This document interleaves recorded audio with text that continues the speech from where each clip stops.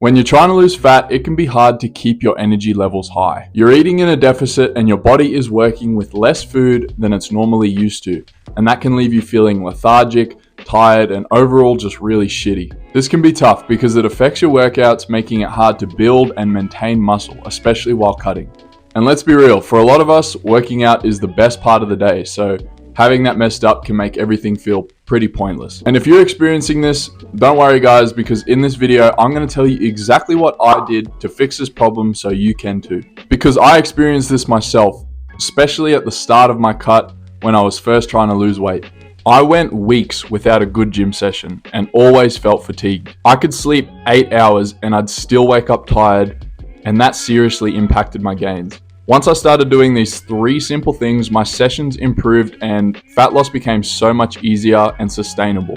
And it still is, and my cut continues.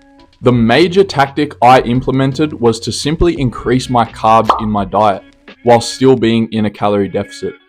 Carbs are your body's source of energy, and eating more of them allows your glycogen stores to be nice and full going into your lifts. And that allows you to train hard and still get amazing pumps. I saw this work best when I saved majority of my carbs for right before and after my lifts. Doing this will fill you up with glycogen going into the gym and replenish it right after. Don't see carbs as the enemy when dieting, guys. They don't make you fat, since the only thing that will make you fat is a calorie surplus. So use carbs to your advantage to feel your best in the gym while dieting and still have amazing pumps. Another key strategy I implemented was to start doing steady state cardio every day after my lifts. The main purpose of this is to burn more calories during the day in order to be able to eat more calories and fuel my body more.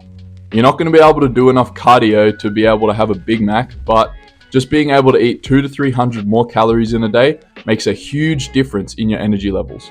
The way I find it best is to do 30 minutes on something like the incline treadmill, but any steady state activity on a cardio machine or even just going on a walk to get your steps in can be easy and sustainable, and they aren't super taxing on the body either.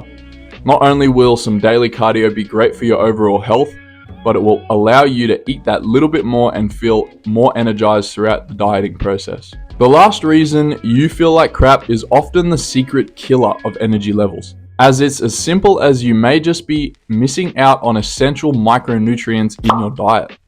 When you're cutting, it's pretty common to cut out a lot of foods that don't seem important at face value, but things like fatty red meat or fruit and vegetables contain so many micronutrients that are important for keeping your body running at max capacity.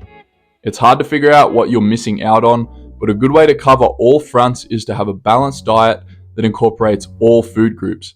Also, taking supplements like multivitamins can help you get in micros that you may be missing in your diet.